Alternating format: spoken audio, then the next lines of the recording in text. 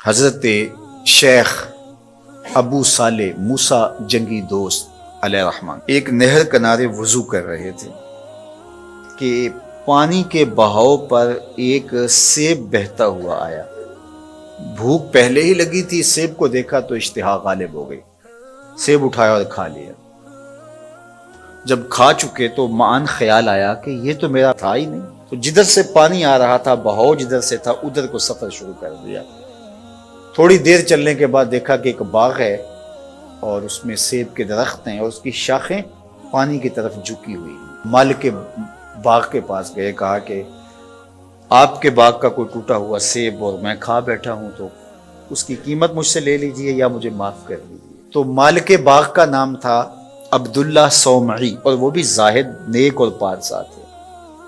جب انہوں نے دیکھا کہ اس نوجوان نے سیب کھانے پر مجھ سے معذرت کی ہے یا پیسے دینے کے لیے تیار ہے، یہ تو کوئی جوہر ہے، کہا 12 سال میرے باغ کی نوکری کرنی پڑے گی، اس کے بعد ایک شرط اور ہے، پوری کر دو گے تو میں تمہیں معاف کر دوں۔ کہا ٹھیک ہے، 12 سال نوکری کرتے رہے۔ کہا اب دوسری شرط ہے کہ میری ایک بیٹی ہے جو آنکھوں سے نابینا ہے، کانوں سے بہری ہے، زبان سے بول نہیں سکتی، اپاہج بھی ہے، چل نہیں سکتی، اس کے ساتھ تمہیں نکاح کرنا ہوگا۔ کہا یہ بھی منظور ہے۔ نکاح ہو گیا۔ کہا اس کمرے میں تمہاری بیوی تمہارا انتظار کر رہی ہے۔ جب کمرے میں دیکھا تو ایک صحیح الاعضاء خوبصورت صاحب جمال خاتون منتظر تھی۔ سمجھا غلطی لگ گئی ہے، واپسی جلدی سے پلٹے اور اتنی تیزی سے پلٹے کہ دروازے کی چوگاٹ کے ساتھ سر لگا اور سر پھٹ گیا اور خون بہ رہا اور واپس آئے۔ تو شیخ عبداللہ صومعی کہنے لگے کہ کیا ماجرا ہوا؟ کہا کہ وہ کوئی اور خاتون ہے، جو نقشہ آپ نے بتایا تھا وہ تو نہیں ہے۔ کہا وہی میری بیٹی ہے اور آپ کی بیوی ہے۔ وہ بہری اس لیے ہے کہ آج تک اس کے کانوں نے غیر محرم کی آواز نہیں سنی۔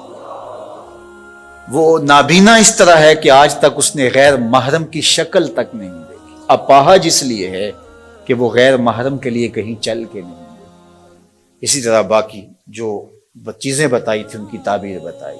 کہا وہی تمہاری بیوی ہے۔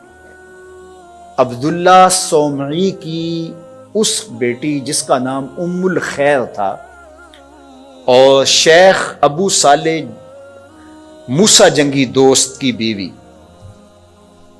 تو یہ صالح نوجوان اور یہ صالحہ خاتون نکاح کی بندھن میں بندھ گئے۔ اللہ تعالیٰ نے پھر ان کو ایک فرزند عطا کیا۔ اس فرزند کا نام الشیخ السید عبد القادر جیلانی علیہ رحمہ و رضوان تھا۔ اقبال نے کہا تھا سیرت فرزند از امہات، جوہر صدق و صفا از امہات۔ بیٹوں کی بیٹیوں کی سیرتوں کا جوہر ماؤں سے ہوتا ہے۔ باپ کا رزق حلال اولاد پہ اثر انداز ہوتا ہے۔ رزق حلال اگر آپ کی زندگی میں شامل ہو جائے تو پھر اس کا عملی نتیجہ یہ ہے کہ ایک صالح معاشرت کی بنیاد پڑتی ہے اور آپ صالح معاشرت کے ایک بہترین فرد ہوتے ہیں۔ جس طرح رزق حلال نسلوں میں سرایت کرتا ہے اس کی برکت میں، اسی طرح سچائی اگر کسی معاشرے کے اندر پیدا ہو یا کسی فرد کے اندر پیدا ہو تو سچ اپنا راستہ بناتا ہے۔ اگر آپ کی زبان سچ نہیں بولتی اور آپ حلال رزق نہیں کھاتے تو پھر آپ جتنے مرضی نفل پڑھیں، جتنی مرضی عبادتیں کریں، اللہ کی قربت کا تصور بھی نہیں کیا جا سکتا۔ نجات کا راستہ یہ ہے کہ ہم ان دو چیزوں کو اپنی زندگی میں لازم کر لیں۔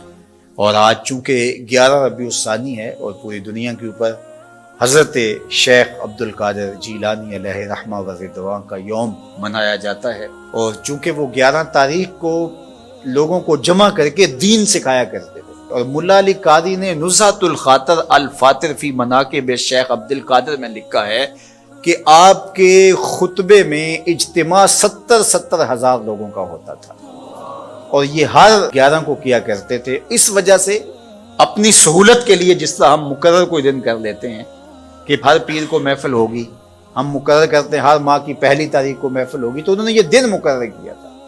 اور اس دن میں جب لوگ دور دور سے آتے، بغداد کے بھی بابو شیخ پہ لوگ جمع ہوتے اور باقی شہروں سے بھی لوگ اس دن آتے کہ چلو آپ کا آواز سنیں گے، تو آنے والوں کو کھانا بھی کھلایا جاتا، کیونکہ حضرت شیخ فرماتے ہیں کہ آدھا فقر بھوکوں کو کھانا کھلانا اور ننگوں کو لباس پہنانا ہے. تو جب جو لوگ آتے تھے تو ان کو کھانا بھی کھلایا جاتا تھا. اب لوگوں کو صرف کھانا یاد رہ گیا ہے، اور جو واز کیا کرتے تھے، جو اس اجتماع کی روح تھی جس کے لیے سارے لوگ آتے تھے، وہ ہم نے بھلا دی ہے. تو ہم عمومی طور پہ رسم پرست ہو جاتے ہیں، روحیں ہم سے رخصت ہو جاتی ہیں، جو بھی چیزیں ہوتی ہیں ان کی روحیں ختم ہو جاتی ہیں اور ان کی رسمیں باقی رہ جاتی ہیں.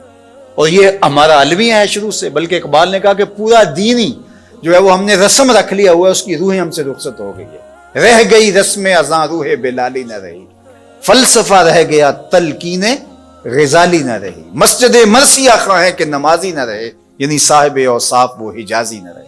حضور نے ارشاد فرمایا لا یبقى من الاسلام الا اسمه ولا يبقى من القرآن الا رسمه مساجدهم عامرة وهي خراب من الهدى.